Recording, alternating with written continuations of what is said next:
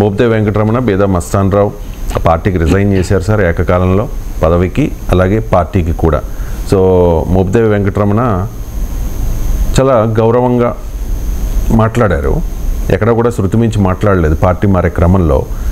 మీడియాతో చిట్ చాట్లో ఆయన అన్న ఒక పాయింట్ ఏంటంటే సార్, జగన్తో వైఎస్ఆర్ని కంపేర్ చేయలేము. జగన్ పద్ధతి ఒక రకంగా ఉంటుంది, వైఎస్ఆర్ పద్ధతి ఒక రకంగా ఉంటుంది. వైఎస్ఆర్ నాకు చాలా సన్నిహితులు, కానీ జగన్ వల్ల నేను జైలుకి వెళ్లాల్సి వచ్చింది. రేపల్లెలో కూడా నేను ఇబ్బందికర పరిస్థితులను ఎదుర్కొన్నాను. ఎన్నికలకు ముందే పార్టీ మారదామని అనుకున్నా, ఆలోచించాను, ఇప్పుడు మారాల్సి వచ్చింది జగన్తో విభేదించి, అంతకు మించి నేను మాట్లాడలేను అని చెప్పి ఆయన చెప్పారు సార్. ఇక్కడ జగన్తో వైఎస్ఆర్ని కంపేర్ చేసే ప్రయత్నం చేశారు. వైఎస్ రాజశేఖర రెడ్డి గారు మీకు బాగా పరిచయం ఉంది అప్పట్లో. జగన్మోహన్ రెడ్డిని నాకు తెలిసి మీరు ఎప్పుడు కలవలేదు అనుకుంటా. జస్ట్ వాళ్ళిద్దరిని కంపేర్ చేయమంటే, అంటే జగన్మోహన్ రెడ్డిని కూడా నేను ఒక సందర్భంలో కలిశాను. జగన్మోహన్ రెడ్డిని నా కొడుకు పెళ్లికి ఇన్వైట్ చేస్తానికి వెళ్ళి కలిశాను. చంద్రబాబు నాయుడు కూడా అప్పుడే కలిశాను. చంద్రబాబు నాయుడు అంతకుముందు చాలాసార్లు కలిశాను, ఎందుకంటే ఆయన ముఖ్యమంత్రిగా ఉన్నప్పుడు కలిశాను, ఆయన ప్రతిపక్ష నేతగా ఉన్నప్పుడు కలిశాను. సో ఇంట్లో శుభకార్యానికి అయితే రాజకీయాలకు అతీతంగా అందరిని ఇన్వైట్ చేస్తాం కనుక డెఫినెట్గా తెలంగాణ కేసీఆర్ని వెళ్ళి కలిసి కార్డు ఇచ్చాను, రేపు జగన్మోహన్ రెడ్డి కార్డు ఇచ్చాను, చంద్రబాబు నాయుడు కార్డు ఇచ్చాను, అది పక్క పెడదాం. పవన్ కళ్యాణ్ గారికి ఇచ్చాను, అందరికి ఇచ్చాను. సో అందులో భిన్నాభిప్రాయం ఏమి ఉండదు. కానీ పర్సనల్గా రాజశేఖర రెడ్డితోనేమో నేను ఎమ్మెల్సీగా ఉన్నాను, వేరే అనుబంధం ఏం లేదు. నేను ఆయన 2004లో చీఫ్ మినిస్టర్ అయితే 2007లో నేను ఎమ్మెల్సీ అయ్యాను. అంతకుముందు కూడా ఆయన కాంగ్రెస్ లెజిస్లేచర్ పార్టీ లీడర్గా వ్యవసాయం పైన సెమినార్ పెట్టినప్పుడు నేను ప్రొఫెసర్ కోదండరామ్ హాజరయ్యాము. సో అందువల్ల నాకు ఇప్పటికి గుర్తు, అది అసెంబ్లీలోనే సిఎల్పి తరఫున రాజశేఖర రెడ్డి సెమినార్ పెట్టాడు. అందువల్ల ఆ మేరకు రాజశేఖర రెడ్డితో ఎక్కువ పరిచయం ఉండే అవకాశం డెఫినెట్గా ఉంటుంది, ఎందుకంటే నేను అప్పుడు సభలో ఉన్నాను కనుక. అందువల్ల నాకు జగన్మోహన్ రెడ్డి కన్నా వాస్తవంగా చంద్రబాబు నాయుడు ఎక్కువ పరిచయం, ఎందుకంటే ఆయన పిలిస్తే వెళ్ళి ఎమ్మెల్యేల క్లాస్ చెప్పాను. ఎన్టీఆర్ ట్రస్ట్ భవన్లో అనేక సార్లు క్లాసులు చెప్పాను, ఒక్కసారి 4-5 సార్లు క్లాసులు చెప్పాను. సో అందువల్ల పరిచయాలు అన్ని పార్టీల్లో ఉంటాయి, అందరు నాయకులతో ఉంటాయి. పరిచయాలకు మాట్లాడడానికి ఏం సంబంధం లేదు, పరిచయమే, మాట్లాడడమే. సో ఇక రాజశేఖర రెడ్డికి జగన్కి అసలు పోలిక లేదు, అది ఎవరినన్నా చెప్తారు. ఇక మోపిదేవి వెంకటరమణ మరి జగన్ మంత్రివర్గంలోనే క్యాబినెట్ మంత్రిగా ఉన్నాడు కదా, ఎందుకున్నాడు? జగన్తో కలవకపోతే ఉండకూడదు కదా.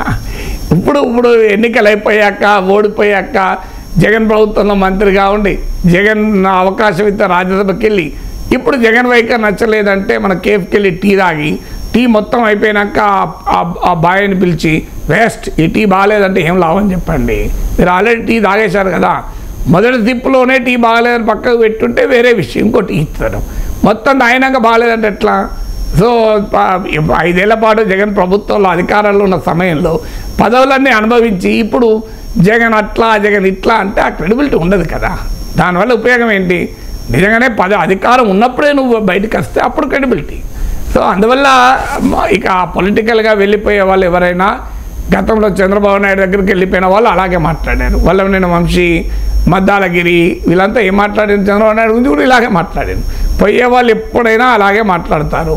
సో మోత్పల్లి నరసింహులు చంద్రబాబు నాయుడు పైన ఎన్ని విమర్శలు చేశాడు మనం చూడలేదా? సో అందువల్ల రాజకీయాల్లో వెళ్ళే వాళ్ళు ఇలాగే తిడుతుంటారు, వచ్చేవాళ్ళు అలాగే మాట్లాడుతుంటారు.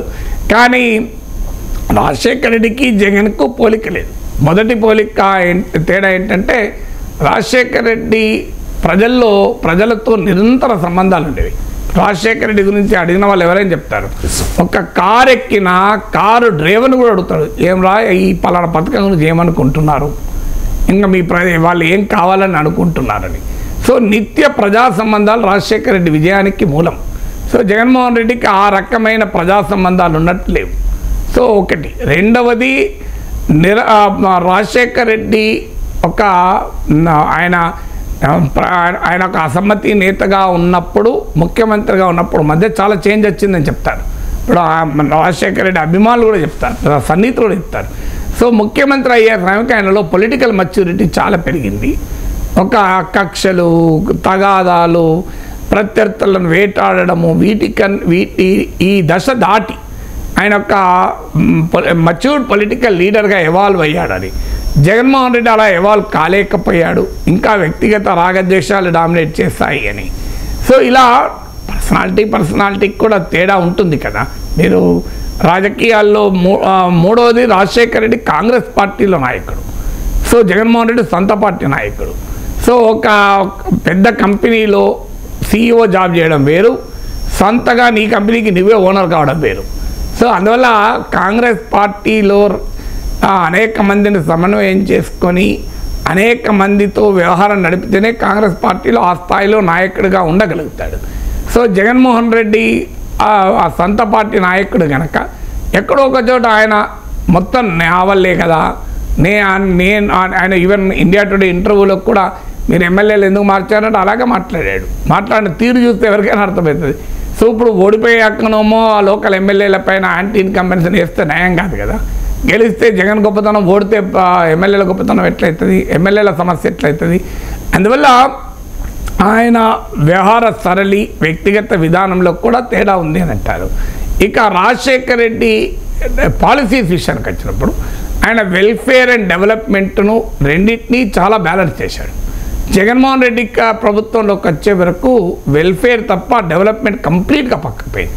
ఆఖరికి ఒక రోడ్ల మరమ్మతులు కూడా చేయలేదు, మనందరికి తెలుసు. సో అందువల్ల employment, economic growth concerns Jaganmohan Reddy టైంలో చాలా సమస్యగా వచ్చింది. దీనికి కారణం కూడా ఏంటంటే నిరంతరం ఫీడ్బ్యాక్.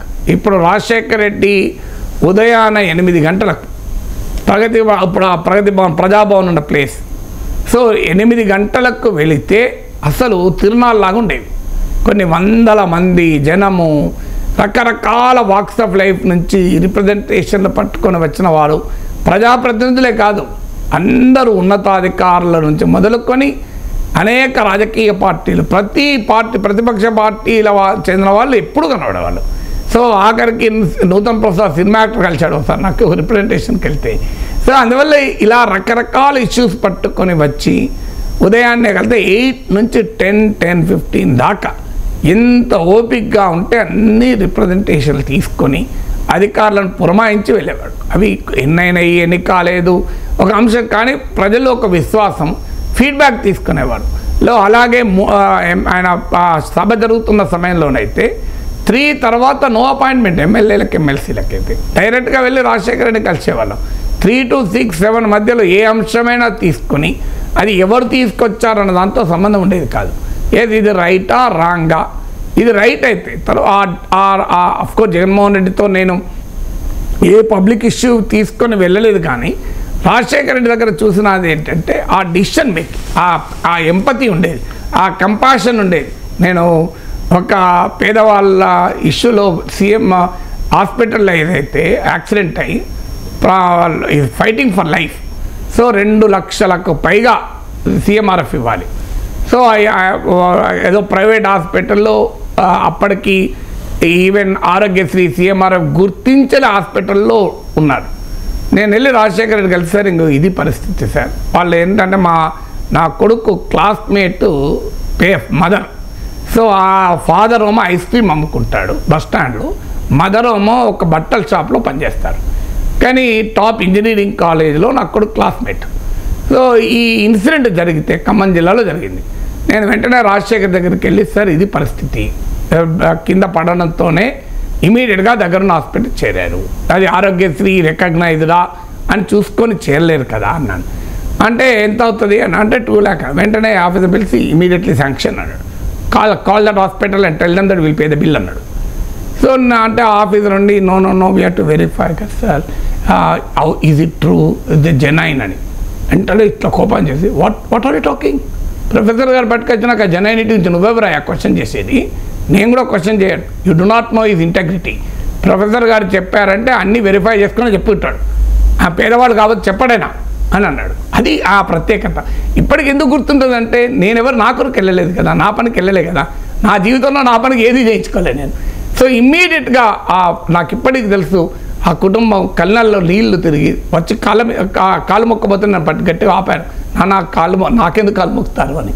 ఎందుకంటే ఆ కంపాషన్, ఆ ఎంపతి.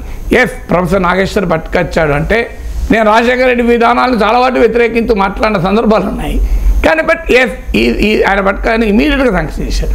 ఆ ఎంపతి, ఆ డిసిషన్ మేకింగు, ఆ లీడర్షిప్ డైనమిజం అనేది రాజశేఖర రెడ్డిలో ఉండేది కనుక ఆ వామ్త్ అంటారు, ఆ వెచ్చదనం. అందువల్ల ఆయన పైన అనేక ఆరోపణలు ప్రత్యర్థులు చేయొచ్చు, ఏమైనా చేయొచ్చు. కానీ జగన్మోహన్ రెడ్డితో నాకు ప్రత్యేకంగా పర్సనల్గా పరిచయం లేదు, నేను ఒకటేసారి కలిసాను చెప్పాను కదా. సో కానీ బట్ రాజశేఖర రెడ్డిలో అది ఉండే కనుక ఆయన ఇప్పటికీ కూడా గుర్తుంచుకోవడానికి కారణం అది. సో నేను చెప్పిన ఒక ఉదాహరణ విజయమ్మ గారు ఆమె బుక్లో కూడా మెన్షన్ చేశారు. నేను ఒకసారి 500 మందిని పట్టుకెళ్ళి దీనికి వెళ్ళాను, ఏది మన ఇది ఎలిజిబిలిటీ కొరకు, అండ్ సబ్ ఇన్స్పెక్టర్కి ఏదో పోస్ట్ కానిస్టేబుల్ పోస్ట్కు ఏది రిలాక్సేషన్ కొరకు వెళ్ళాను. వెళ్తే వెంటనే సంతకం పెట్టి ఎవరు చేయించారంటారు అన్నాడు వాళ్ళందరినీ చూసి.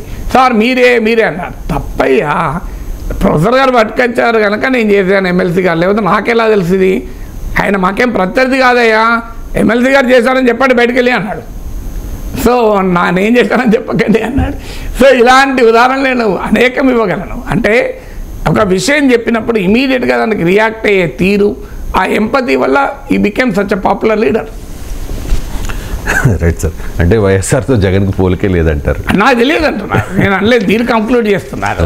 నాకు జగన్మోహన్ రెడ్డితో నేను ఎలా కంప్లైంట్ చేయగలను? నేను జగన్మోహన్ రెడ్డితో పనిచేయలేదు, జగన్మోహన్ రెడ్డిని కలిసింది ఒక్కసారి. సో ఆయన పర్సనల్గా ఐ కెనాట్ రియాక్ట్, పాలసీస్గా రియాక్ట్ కాగలుగుతాను తప్ప పర్సనల్గా రియాక్ట్ కాలేదు. రాజశేఖర రెడ్డి అంటే నేను అప్పుడు ఎమ్మెల్సీగా ఉన్నాను, నాకేం ప్రత్యేకంగా అవకాశం లేదు. ఆయన చనిపోయే వరకు నేను ఎమ్మెల్సీ మా శాసన మండలికి వచ్చి ఆయన లాస్ట్ ఈవెన్ వెళ్ళిపోయే ముందు హెలికాప్టర్ ఎక్కే ముందు అరౌండ్ 1:30కి మా హౌస్లోనే ఉన్నాను, నేనున్నాను అప్పుడు. సో ఈ వాజ్ లాస్ట్ కలిసింది మమ్మల్ని. సో అందువల్ల నాకు అది గుర్తుంది.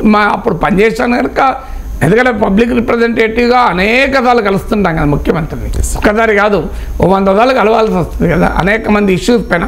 కాకపోతే కూడా అలాగే చెప్పేవాడు. ఇప్పుడు మాకు ఎయిడెడ్ విద్యాసంస్థల సమస్యలపైన వెళ్ళండి, వాళ్ళు ధర్నా చేస్తున్నారు, నిరాదీక్ష చేస్తున్నారు, మీరు ఏదైనా హామీ ఇవ్వాలంటే ప్రొఫెసర్ గారు మా ప్రభుత్వ విధానం ఎయిడెడ్ విద్యాసంస్థలు మూసేస్తాం, మేము ఎయిడెడ్ పోస్టులు ఇవ్వము, వాళ్ళు రెగ్యులరైజ్ చెయ్యము.